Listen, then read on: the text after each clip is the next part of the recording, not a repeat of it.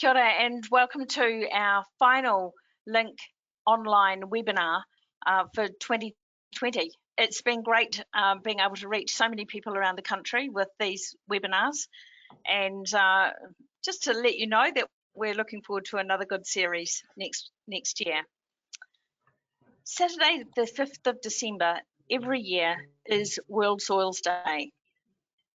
This webinar is part of one of hundreds of events being run around the world to celebrate our soils and their diversity.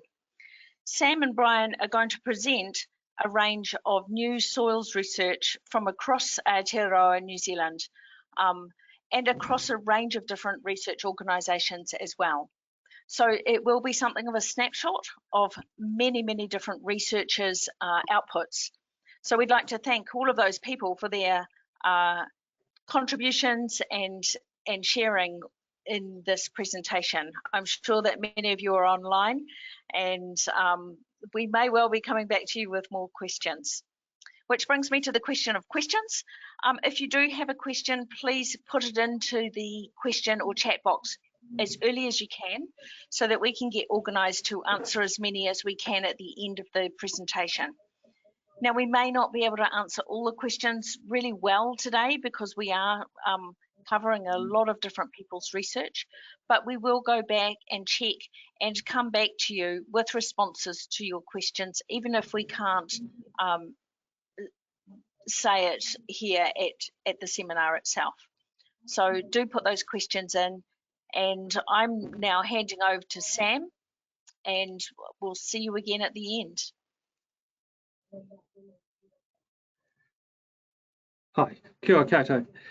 Yes, so today Bryan and I we both come from Manaaki, Whenua, but we're actually presenting on behalf of New Zealand Soil Science in celebration, as Christine mentioned, of World Soils Day, which is on this Saturday, which is part of the International Decade of Soils, which runs to 2024.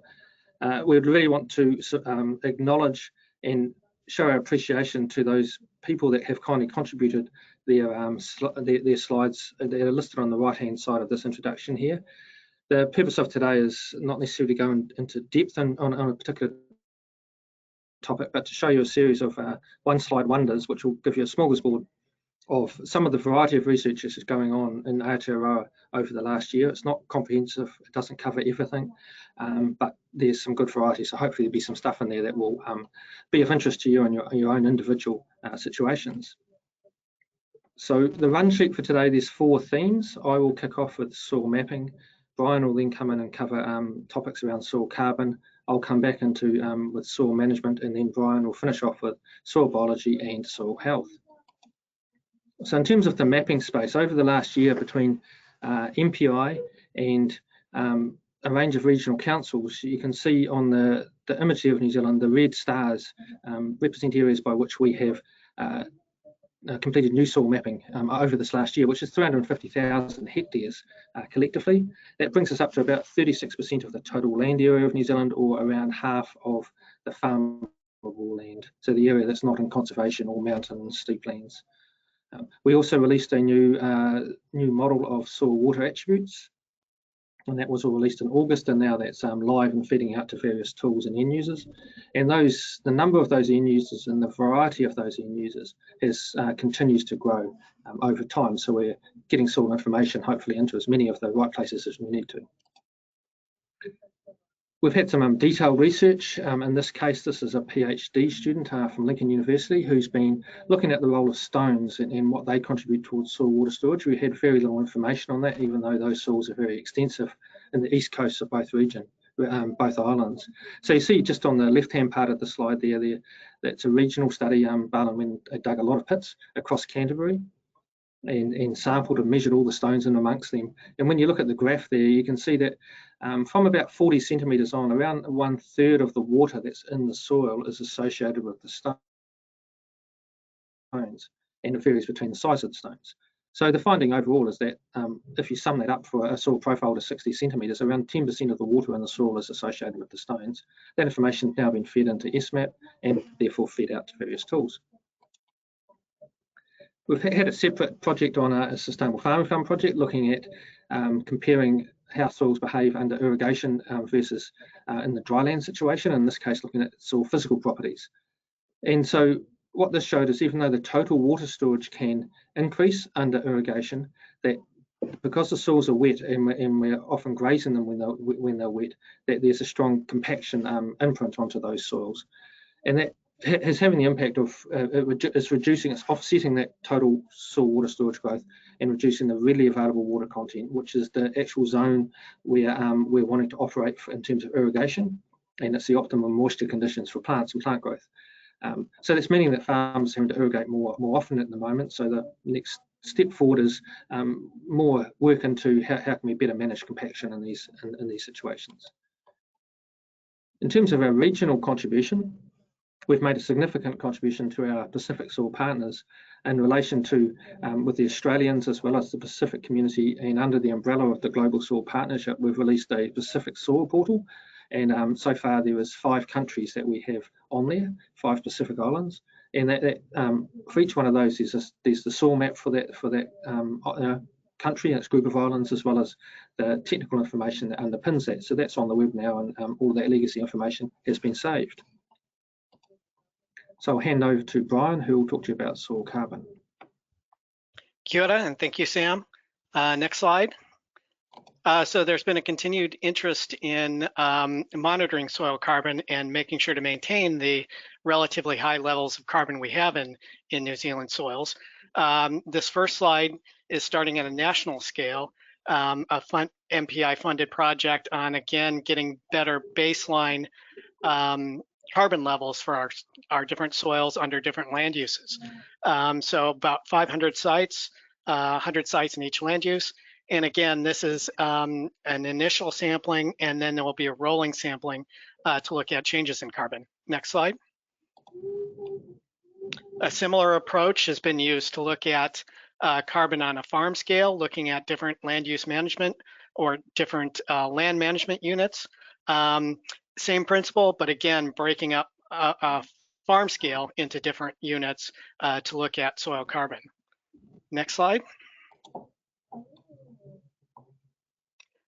This is some work done by Ag Research in conjunction with Beef and Lamb, looking at hill country soil carbon. And what they found was that management in the form of phosphorus levels only had marginal impact on soil carbon levels, and that was only in the topsoil. And again, it was only marginally significant.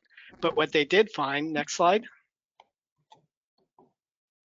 was that slope and aspect both made a large difference. So again, we're beginning to tease out some of these effects on how carbon, on the effects that do contribute to soil carbon in our soils. Next slide. Now we're going to look at a couple of studies that look at land use changes and how that affects soil carbon.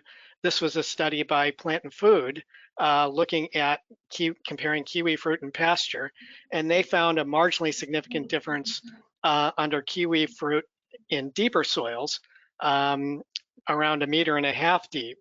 But overall, the soil profiles were very similar in soil carbon. Next slide. This is some work in the Waikato looking at comparison of maize and pasture carbon. And this is only preliminary data, but what we found there is both under allophanic and non-allophanic soils, there is a relatively large loss of carbon when you convert to cropping. Allophanic soils lost a larger amount of carbon because they have more soil carbon. But one of the interesting results of this study, and again, this is just preliminary results, is that the percentage lost of carbon of the total carbon pool does appear to be slightly greater in allophanic soils. So some of the studies, we previously thought that allophanic soils might be less resilient or more resilient to losing carbon, but it appears that they actually may be a little bit less resilient. Next slide.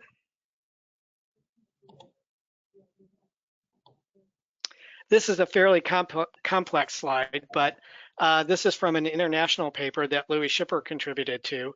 And this is looking at how we might sample carbon at over different spatial scales and different methods.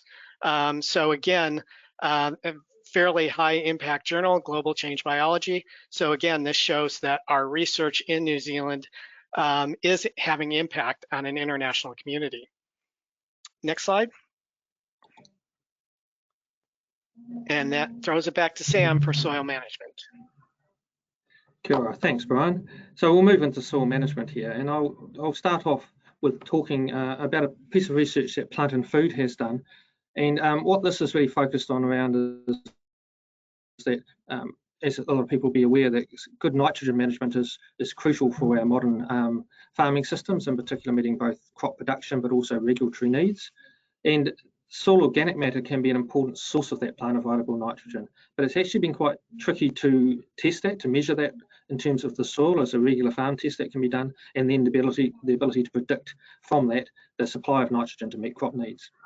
And so Plant and Food have been, over the last couple of years, have developed a new test and a new means by which they can predict that supply of plant available nitrogen.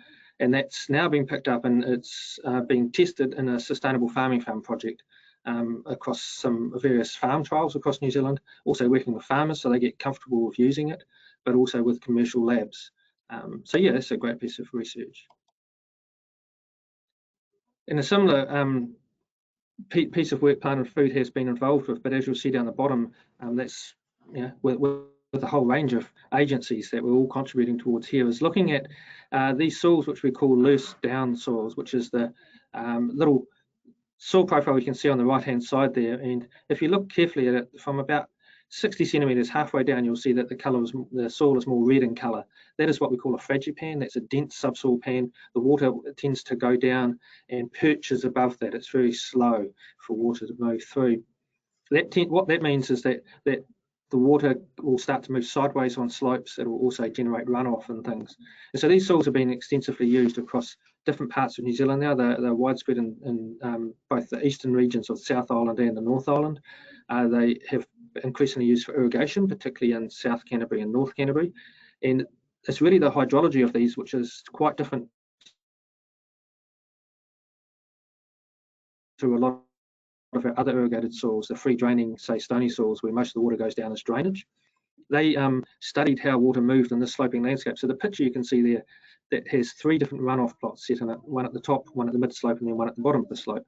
And they quantified and understood the soil moisture dynamics in there, and showed that runoff is more important than vertical drainage in this landscape. And that has consequential follow through to matching the management practices for this landscape. So an obvious opportunity here is to use systems such as variable rate to alter the rate of irrigation you'd have at the top of the slope versus the bottom of the slope, recognising some water will move down into that bottom part of the slope, improving soil water budgeting tools, sensing tools, but also looking at mitigation focused on intercepting that water at the bottom of the slope there so it doesn't move off-site into a sensitive water body. The same type of soil, but in this case down in Southland, as PhD student Kirsten Juice has been looking at the interaction between the soil hydraulic properties and water quality here in this situation. So you can see there's a couple of photos there. Left-hand photo is a series of soil moisture probes installed at different parts of this catchment. The middle is the mole drain, which is what has been traditionally installed to drain that water table on that dense fragipan, and they're installed a large part of the landscape down here. And then the right hand picture there shows surface runoff in the swale at the bottom there. And so what the graph is showing is looking at storm events over time and looking at the relationship between the tile drain flow, the runoff flow, and in this case the movement of E. coli. So that's really good data which we previously didn't have, which will feed through and can be used in going forward. On the same type of soil again, but this case Massey University, and together with Dairy NZ up at Massey, they have on the left there a series of these mole drained plots, drainage plots set up. And what they've done is set up a range of treatments on there from 0 plantain through to 70% plantain, and looking at the effect of the different proportions of plantain in the traditional ryegrass white clover sward, and how that impacts on reducing nitrogen losses. And they're measuring the whole suite of things. This is really good in that sense. There's pasture, different components of the pasture, the animal, as well as the soil.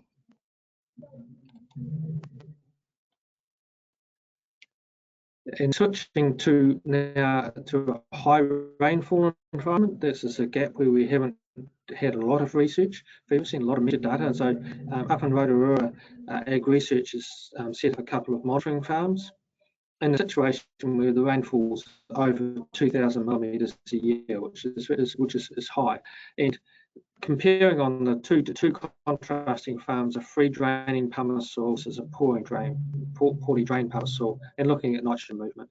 And so you can see there the picture of the of sampling one of the suction cups, and there's 150 suction cups on each farm, and then they've got intact monolith lysimeters to measure the drainage volume that's going out from those soils under that rainfall.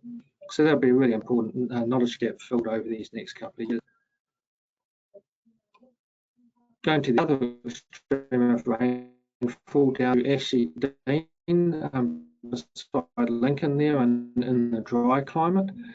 And there's been some research which has just been completed now and is being pulled together and ready to hand over to Overseer for use there. Is looking at the movement of nitrogen under lucerne. And we've got some big lysimeters there, 2 metres diameter, 1.5 metres deep, because lucerne are big plants with big root volumes. And look at it in terms of under irrigated versus dryland. And you're quantifying the nitrogen loss under the irrigated versus dryland, and also the amount of drainage, how that varies between the two. And it's a 3-year study that's been completed, and also quantifying that there's a degree of soil carbon that has been lost through those situations too. This is going back again to Mass University and looking at some of the other research that they're doing there. So they're doing quite a lot of research looking at the attenuation of nitrogen in below the soil in the subsurface, and how that varies across the landscape. Then they've got other work on in terms of mitigations of nitrogen losses, in this case bioreactor, or in soils with high water tables, how you can manage the drainage networks through there.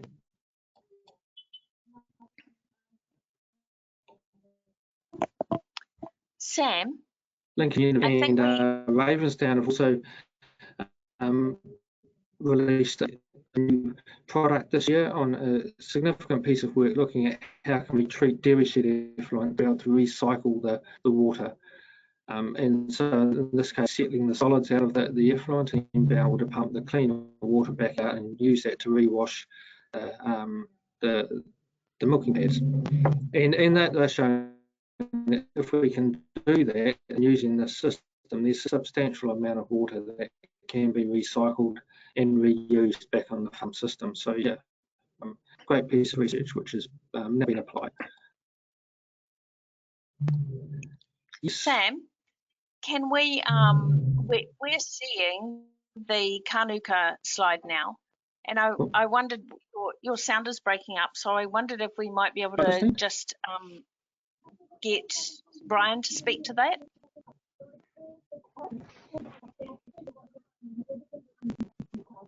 Bryan, I think Sam, to pick up from here. Yeah, I think this is the last slide on management. Yeah.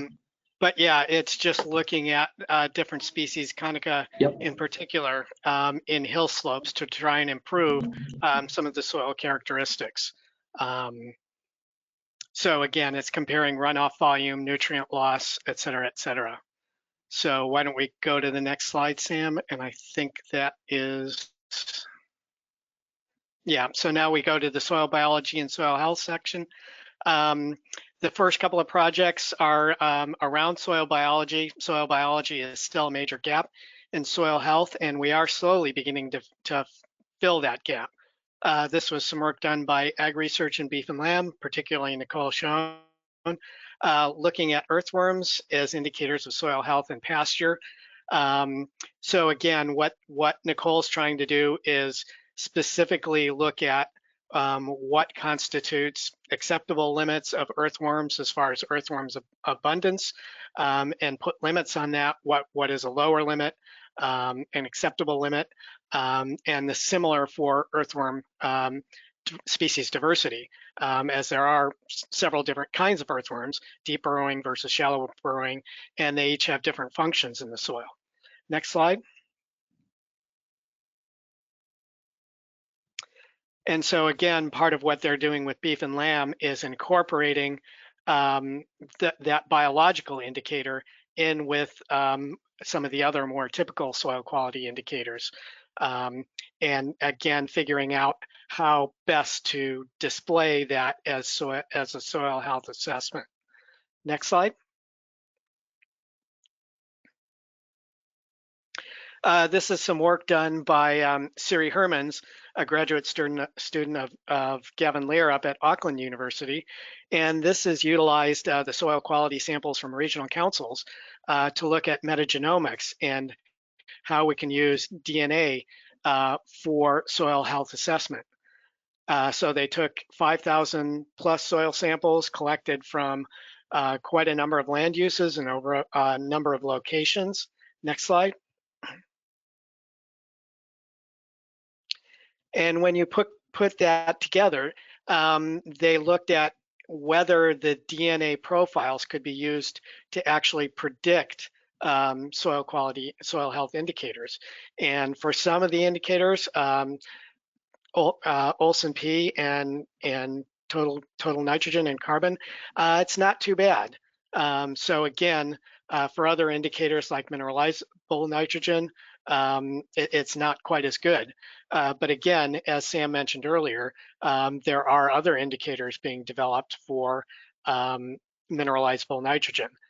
So again, we are making steps in the direction of how some of these biological indicators can be incorporated. Next slide. At the same time, though, some of our results are a little bit contradictory. This is a study from Plant and Food looking at how land use, again, this is looking at kiwi fruit versus pasture and maize, and looks at how land use affects soil, different soil indicators, and those effects on soil processes such as stabilization of carbon. And DNA sequencing was involved in this study as well, but it actually didn't correlate to many of these factors, as well as some other analyses such as enzymes. So again, we are getting, we're making strides, but there's also some differences in the different approaches in what some of these indicators can be used for. Next slide.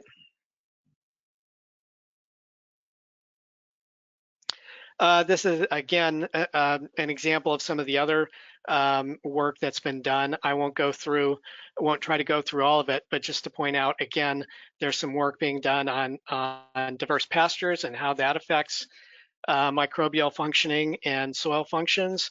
We're doing work on land resource, what's the best land use for specific soil types and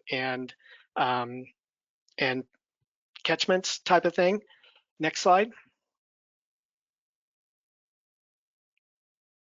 There's also been large slide, quite a bit of work on developing Maori views of soil health. There was just a book released on Maori soil sovereignty and well-being, and that contains a lot of work by Garth Harmsworth and some of our other Maori researchers. So again, a lot of strides in the area of incorporating Maori views on soil health. Next slide. This was a recent publication on putting soil health in a well-being framework, and it really works well if you look at the definition of soil health and how it fits in with the Treasury Living Standards framework. So again, we're used to looking at things primarily in the financial capital area, but there's also the natural capital, the human capital, and social capital. And again, things like Maori values fit very well in the social capital. And I'll come back to this slide in a minute, but I want to go to the next slide. Next slide, Sam. I thought I'd pretty much end on this quote. This was from a very recent review on soil quality and soil health, saying that soil health issues largely boil down to societal negotiation in the face of unavoidable trade-offs between various soil uses. And again, I think if we look at the need for housing versus the need for producing food and fiber production, this is a perfect example of the trade-offs we're seeing. Can you go back one slide, Sam?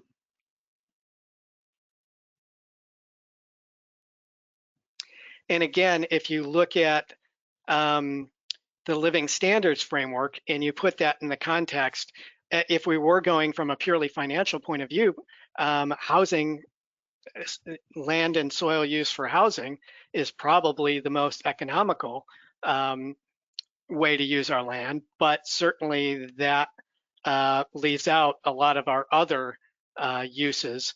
And so again, a lot of these trade-offs are coming to the forefront, and some hard decisions need to be made, but how we value soils is becoming more and more important. So I'll end it on that. Thank you very much.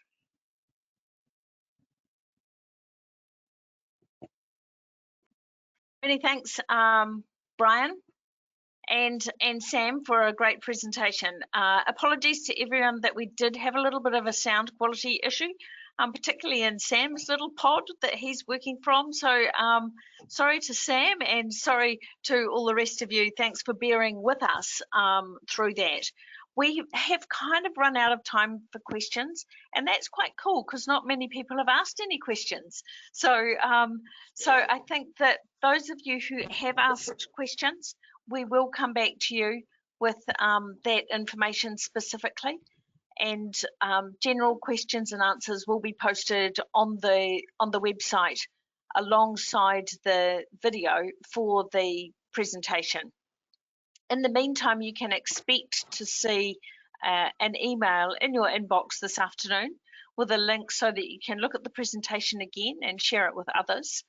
And you will see we have put email addresses of the relevant researchers on the slides, just to enable those further conversations that are a really important part of these kind of webinar activities. So for now, I'd just like to say many thanks, Merry Christmas, and we'll see you again next year.